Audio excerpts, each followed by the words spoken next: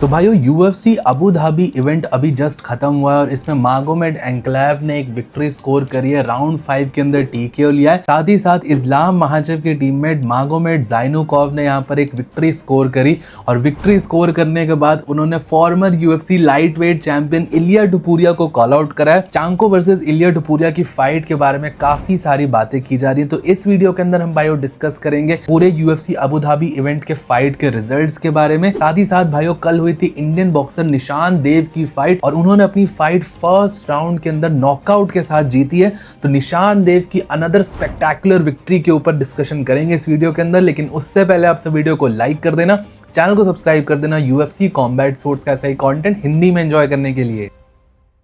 अब भाइयों video start करने से पहले आप सबको एक बहुत बड़ा थैंक यू जिसने भी कल मेरी ट्विच की वॉच अलोंग लाइव स्ट्रीम में ज्वाइन करा था। कल भाइयों हमने ट्विच के ऊपर यूएफसी अबू धाबी फाइट की वॉच अलोंग लाइव स्ट्रीम करी थी और आप में से बहुत सारे लोग यहाँ पर ट्विच पे जुड़े थे। पर्सनली भाइयों बहुत अच्छा लगा कि आप सब ट्विच जैसे एप्लीकेशन डाउनलोड करा आप सबने मेरे को देखने के लिए, और इसीलिए बहुत बड़ा थैंक यू। और हम आगे भी ऐसे ही एंटरटेनिंग लाइव स्ट्रीम्स करते रहेंगे ट्विच के ऊपर।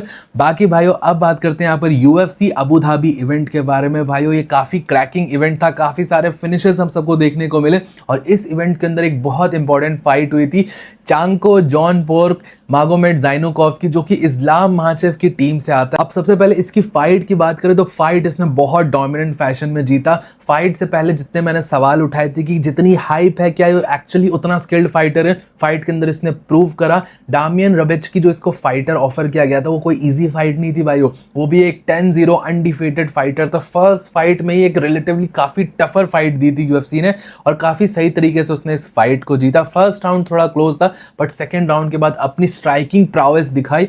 और जो एक क्वेश्चन निकल के आ रहा था कि जाइनुकॉव यहाँ पर स्ट्राइकिंग मुआ थाई का बैकग्राउंड तो है बट उसकी क्या डिफेंसिव ग्रैपलिंग अच्छी है, क्या उसका ग्राउंड गेम अच्छा है, और वो इस फाइट के अंदर देखने को मिला। डामियन रविचकी ने काफी सारे टेक डाउन शूट करे, डेस्परेट अटेम्प्ट्स करे बट वो एक बार भी यहाँ पर जाइनुकॉव को टेक डाउन नहीं कर पाया। बट वो फर्स्ट राउंड के अलावा और किसी राउंड के अंदर जाइनुकॉव को टेक डाउन नहीं कर पाया और काफी अच्छी ग्राउंड गेम भी यहाँ पर चांको ने दिखाई है फाइट्स के अंदर। बट भाइयों इस फाइट की सबसे एंटरटेनिंग और सबसे इंट्रीगिंग पार्ट तब था जब मागोमेड जाइनुकॉव का पोस्ट फाइट इंटरव्यू चल रहा था और उसके अंदर भाइयों यहाँ पर चांको ने सीधा इलिया टुपुरिया को कॉल आउट करा। अब बेसिकली चांको ने यहाँ पर इलिया टुपुरिया को कॉल आउट इसीलिए करा क्योंकि जो चांको का फर्स्ट अपोनेंट था यूएफसी के अंदर उसने ऐसा बोला था फाइट से पहले कि वो इलिया टुपुरिया की टीम से आता है, इलिया टुपुरिया के थ्रू ट्रेंड है और वो चांको को हराने वाला है। और इसीलिए यहाँ पर मागोमेड जाइनुकॉव ने यहाँ पर ये बोला है कि चाहे कोई इलिया टुपुरिया की टीम से आए हो उसको फर्क नहीं पड़ता, वो हबीब की टीम से आता है, वो टीम हबीब अब्दुल मनाफ एमएमए स्कूल से आता है जो कि दागिस्तान का सबसे प्रेस्टिजियस एमएमए जिम माना जाता है। हबीब के फादर ने उसको स्टार्ट करा था और वहां से चांको ने ट्रेनिंग लिया और इसीलिए उसको फर्क नहीं पड़ता है और कहीं ना कहीं एक तरीके से मैसेज डाला है इलिया टुपुरिया के लिए। अब ऑब्वियसली भाइयों यहाँ पर कोई डायरेक्ट कॉल आउट फाइट के लिए नहीं करा है बट इलिया टुपुरिया क्योंकि टीम हबीब और इस्लाम महाचेव के बारे में काफी सारी ट्रैश टॉक पहले करता था तो डेफिनेटली उस चीज को यहाँ पर ट्रिगर किया है और चांको ने यहाँ पर कॉल आउट करा इलिया टुपुरिया के लिए। अब मैं देख रहा हूँ एक फाइट के बाद बहुत सारे लोग ऐसा कह रहे हैं कि चांको इलिया टुपुरिया को बीट कर सकता है, इलिया टुपुरिया यहाँ पर स्कैर्ड है, इलिया टुपुरिया और मागोमेड जाइनुकॉव चांको की फाइट बुक कर देनी चाहिए। तो पर्सनली भाइयों इस बारे में मैं आप सबको अपना ओपिनियन बताता हूं। यस मागोमेड जाइनुकॉव ने एक बहुत अच्छी विक्ट्री स्कोर करी, काफी अच्छी परफॉर्मेंस थी वो, लेकिन भाइयों मैं आप सबको फिर से बोलूंगा ये बहुत अर्ली है। इलिया टुपुरिया अभी यहाँ पर लाइट वेट डिवीजन का चैंपियन था, उसका लेवल अभी बहुत ऊपर है मागोमेड जाइनुकॉव से। अभी के हिसाब से हम सबको बेसिकली वो कहावत बोली जाती है इंग्लिश के अंदर, होल्ड योर हॉर्सेस, मतलब अपने घोड़ों को काबू में करो, अभी यहाँ पे ज्यादा आगे मत जाओ। मागोमेड जाइनुकॉव ने अच्छी परफॉर्मेंस दिखाई है और ट्रैश टॉक करा है, ट्रैश टॉक कर सकते हैं, कॉल आउट करा, एक तरीके से डिस करा इलिया टुपुरिया को, वो भी चीज सही है बट इलिया टुपुरिया का लेवल अभी बहुत ज्यादा ऊंचा है। और हाँ भाइयों जस्ट बिकॉज कि इलिया टुपुरिया यहाँ पर जस्टिन गेची से हारा, जस्टिन गेची ने उसके ऊपर बीट डाउन डाली, इसका मतलब ये नहीं है कि लाइट वेट डिवीजन का कोई भी फाइटर आएगा, अनरैंक्ड फाइटर आएगा और वो इलिया टुपुरिया को बीट कर देगा या इलिया टुपुरिया को हराने का दम रखता है। मैं ये फिर से कह रहा हूं कि एट अ गिवन डे कोई भी फाइटर किसी को भी हरा सकता है बट हर चीज का एक तरीका होता है। ऐसा नहीं कि इलिया टुपुरिया वहां पे लक से पहुंच गया, तो उसने भी अपने कैरियर में बहुत सारा हार्डवर्क करा है और बहुत सारे ग्रेट चैंपियंस को हराया तब वो उस लेवल पे पहुंचा था। आज डेफिनेटली उसकी एक फाइट यहाँ पर लॉस हो गई है तो कोई भी उसको चैलेंज कर रहा है और लोग इस डिबेट को एंटरटेन भी कर रहे हैं कि चांको वर्सेस इलिया टुपुरिया की फाइट होनी चाहिए। अभी के हिसाब से चांको की अच्छी फाइट थी, बट इलिया टोपुरिया अभी एक अलग एशेलॉन पर है। डेब्यू करके भाइयों आप सीधा यूएफसी के लाइट वेट चैंपियन को कॉल आउट नहीं कर सकते हो। मुझे नहीं लगता कि इस टाइम पर इलिया टोपुरिया को कुछ रिप्लाई भी नहीं करना चाहिए इस कॉल आउट का। 1-0 है चांको यहाँ पर यूएफसी के अंदर, और इलिया टोपुरिया ऑलरेडी 2 वेट डिविजन्स में चैंपियनशिप जीत चुका है। ये डेफिनेटली अच्छा कॉल आउट है। इन फ्यूचर अगर ज़ाइनुकोव अच्छी विक्ट्रीज एक्यूमुलेट कर लेता है, रैंकिंग्स में पेनिट्रेट करता है, तो आगे जाके ये फाइट बनाई जा सकती है, बट अभी के हिसाब से ये सिर्फ एक कॉल आउट तक ही सीमित रहना चाहिए। बाकी भाइयों यूएफसी अबू धाबी के और रिजल्ट्स बताऊं तो यहाँ पर को मेन इवेंट में स्टीव अर्सेक को टेमिरोव ने नॉकआउट कर दिया, और ये इस इवेंट को सबसे इंटरेस्टिंग फाइट थी। फ्लाईवेट डिवीजन में टेमिरोव ने क्या एंट्री करी है, और ये छोटे हाइट का फाइटर तो है, बट ये एक बहुत खतरनाक स्ट्राइकर है, और क्या एक्सप्लोसिवनेस दिखाया। स्टीव अर्सेक को फर्स्ट राउंड के अंदर यहाँ पर स्टॉप करा, और मेरे हिसाब से ये इस इवेंट की सबसे खतरनाक फाइट थी। टेमिरोव आगे जाके फ्लाईवेट डिवीजन में और ज्यादा डेंजरस बन सकता है, और फ्लाईवेट डिवीजन में ऐसे फाइटर्स ऐड हो रहे हैं। आज के टाइम पे आप फ्लाईवेट डिवीजन देखोगे पूरी तरीके से एक्शन पैक्ड है। ब्रैंडन रॉयवाल चैंपियन, जोशुआ वैन, अभी टेमिरोव आ चुका है। ये सारे बहुत खतरनाक नॉकआउट्स निकाल रहे हैं, और तो और यहाँ पर फॉर्मर चैंपियन पैंटोजा का भी कमबैक होने वाला है। तो फ्लाईवेट डिवीजन इस टाइम पर काफी ज्यादा लिटअप हो चुका है। रही बात भाइयों यूएफसी अबू धाबी के मेन इवेंट की, तो ये शायद से इस इवेंट की सबसे बोरिंग फाइट थी। मागोमेड एंक्लेव को पूरा क्रेडिट, पूरा अप्रिशिएशन कि उसने बहुत अच्छी और कैलकुलेटिव फाइट लड़ी, और बहुत सारे लोगों ने यहाँ पर कमेंट सेक्शन के अंदर मुझे बोला था लाइव स्ट्रीम के टाइम पे कि मागोमेड एंक्लेव एक बार अगर सेटल डाउन हो गया किसी फाइट के अंदर, तब उसको कोई भी नहीं बीट कर सकता है, और ये इस फाइट के अंदर देखने को मिला।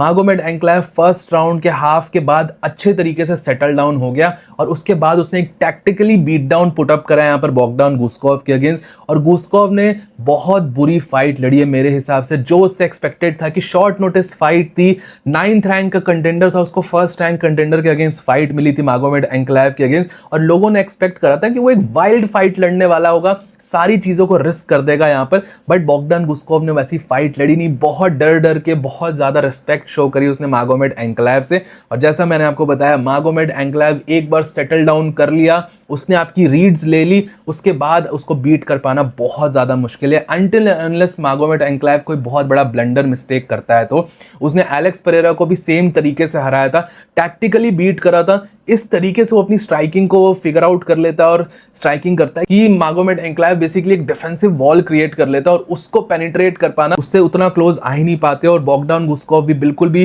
प्रॉब्लम्स नहीं दी उसने यहाँ पर मागोमेड एंक्लेव को। बट भाइयों रिगार्डलेस ये एक बहुत ही ज्यादा बोरिंग फाइट थी। मैंने लाइव स्ट्रीम के ऊपर बोला था कि ये टीकेओ विक्ट्रीज में सबसे बोरिंग टीकेओ विक्ट्रीज थी। मागोमेड एंक्लेव ने यहाँ पर पूरा ट्राई करा फिनिश वगैरह करने का, इनफैक्ट फिनिश भी करा 5th राउंड के अंदर, ग्राउंड एंड पाउंड से फिनिश करा, बट ओवरऑल ये फाइट काफी ज्यादा बोरिंग थी। लिटरली क्राउड में चामा और एलेक्स पेरेरा के चैंट्स लग रहे थे, बू किया जा रहा था मागोमेड एंक्लेव को इस परफॉर्मेंस के लिए। बट देन अगेन भाइयों अप्रिसिएशन रहेगा, फाइटर का जो मेन एम होता है जीतना, एंटरटेनमेंट सेकेंडरी होता है। अगर हार ही गया फाइट तो फिर क्या मतलब होता है। आपको ये फाइट कैसी लगी आपसे मुझे नीचे कमेंट सेक्शन में जरूर बताना। अब भाइयों बात करते हैं यहाँ पर इंडियन बॉक्सर निशान देव के बारे में। निशान देव की 7th प्रोफेशनल बॉक्सिंग फाइट थी भाइयों। एंथनी जोशुआ जो कि दुनिया का one of the best heavyweight boxer था, उसके अंडर कार्ड में यहाँ पर निशान देव की फाइट होने वाली थी। सीजर डियाज के अगेंस्ट निशान देव की फाइट थी, और इस फाइट को भाइयों इंडियन बॉक्सर निशान देव ने फर्स्ट राउंड के अंदर ही फिनिश करा है। नॉकआउट मारा है यहाँ पर सीजर डियाज का निशान देव ने, और एक बहुत स्पेक्टेकुलर विक्ट्री ली है इंडिया के लिए। और इसी के साथ निशान देव का जो बॉक्सिंग रिकॉर्ड है वो 7-0 पे पहुंच चुका है। 7 लगातार विक्ट्रीज उन्होंने प्रोफेशनल बॉक्सिंग के अंदर ले लिए, और धीरे धीरे भाइयों जो ये रिकॉर्ड है ये अब काफी ज्यादा मैच्योर होते जा रहा है। कुछ फाइट्स और ये डबल डिजिट्स में विक्ट्रीज चली जाएंगी निशान देव की, और बहुत ही ज्यादा हॉटेस्ट और राइजिंग प्रोस्पेक्ट यहाँ पर इंडियन बॉक्सिंग के निशान देव इस टाइम पर बन चुके हैं। और भाइयों निशान देव ने इस विक्ट्री के बाद एक बहुत इंटरेस्टिंग चीज बोली है, और उनका ऐसा कहना है कि वो सारे डाउटर्स को यहाँ पर गलत प्रूफ करने आ रहे हैं, क्योंकि भाइयों इंडिया के अगेंस्ट काफी सारे लोग प्रोवोकेटिव स्टेटमेंट्स देते हैं कि इंडिया एक फाइटिंग नेशन नहीं है, इंडिया से फाइटर्स नहीं निकल के आते हैं। और निशान देव ने अपने इंटरव्यू के अंदर यही बोला है कि वो बॉक्सिंग इसलिए कर ही रहे हैं कि उनको ये सारे डाउटर्स को गलत प्रूफ करना है। उनका मुंह बंद कराना है और जल्द ही वो इंडिया के फर्स्ट प्रोफेशनल वर्ल्ड चैंपियन बन के ये सारी चीजें और ये जो सारा नैरेटिव इंडिया के अगेंस्ट चल रहा है इसको स्क्वॉश करने वाले। और काफी सही मेंटालिटी है ये निशान देव की तरफ से। आई नो भाइयों, आज के टाइम पे बहुत ज्यादा कूल है बेसिकली इंटरनेट के ऊपर, जब भी किसी फॉरेन क्रिएटर को हाइप चाहिए होती है या फिर उसके रीच डाउन हो रही होती है, तो सबसे इजी मेथड है इंडियन फाइटर्स या इंडियन MMA फाइटर्स या बॉक्सर्स के बारे में उल्टा सीधा बोल दो और आपको बहुत अच्छी रीच मिल जाएगी। इंडियन लोग उनको गाली भरने ही जाते हैं बट इन द रिटर्न उनको काफी सारे व्यूज और लाइक्स मिल जाते हैं। और इंडिया के अगेंस्ट भाइयों चीजें बोलना बहुत ज्यादा कॉमन है आज के टाइम पे सोशल मीडिया के ऊपर। अब मैं ये चीज डिक्लाइन नहीं करूंगा कि इंडियन एथलीट्स ने बहुत तगड़ी परफॉर्मेंस दिखाई और सारी चीजें उनके अंडरमाइन करी गई है। मैं ये चीज मानता हूं कि रिसेंट टाइम्स में स्पेशली 2023 2024 के अंदर इंडियन MMA फाइटर्स और बॉक्सर्स का कुछ खास परफॉर्मेंस नहीं रहा था इंटरनेशनल स्टेजेस पे। बट देन अगेन ऐसे बैड फेजेस हर कंट्री के आते हैं, हर कंट्री के बॉक्सर स्ट्रगल करते हैं और सारी चीजें चलते रहती है। बट जो सेलेक्टिव हेट इंडियन ऑडियंस और इंडियन फाइटर्स को मिला है पिछले कुछ टाइम में, वो काफी ज्यादा अननेसेसरी था और इन सारी चीजों को गलत प्रूव कर रहे हैं धीरे धीरे ही सही। बट अपने इंडियन MMA फाइटर्स, आप देखो अभी कुछ टाइम में ओवैस याकूब की फाइट होने वाली है, खतरनाक विक्ट्री लेने वाले हैं वो, आई एम प्रीटी श्योर। उसके बाद इंडियन रोड टू UFC के अंदर चुंगरेन कोरेन फाइट कर रहा है, रविंद्र धान फाइट कर रहे हैं। तो इन सारे जो नैरेटिव बिल्ड हो चुका है कि इंडिया के जेनेटिक्स वीक हैं, इंडियन फाइटर्स फाइट नहीं कर सकते, इंडिया एक फाइटिंग नेशन नहीं है, ये जल्द ही यहाँ पर खत्म होने वाला है। और मुझे बहुत ज्यादा ब्राइट होप कि आगे आने वाले टाइम में कॉम्बैट स्पोर्ट्स के अंदर भी इंडिया का दबदबा बनने वाला है। बाकी भाइयों, निशान देव को आपसे पूरी तरीके से सपोर्ट करना, कॉन्ग्रेचुलेट करना इस विक्ट्री के लिए, क्योंकि भाइयों ऐसे ही बॉक्सर्स होते हैं, ये बॉक्सर्स को हमको पूरी तरीके से सपोर्ट दिखाना है।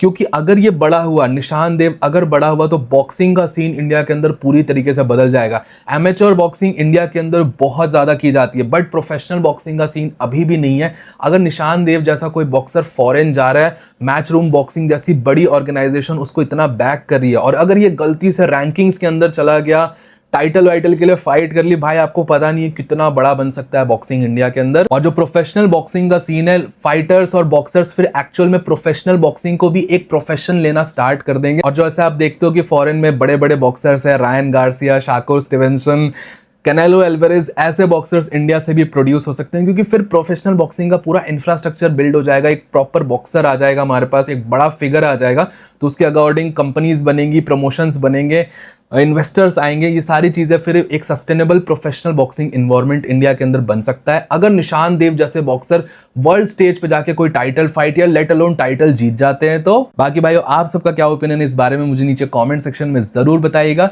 टिल देन वीडियो पसंद आया हो तो प्लीज वीडियो को लाइक, चैनल को सब्सक्राइब कर देना। मिलता हूं आप सबको नेक्स्ट वीडियो में अगले अपडेट के साथ। Bye bye.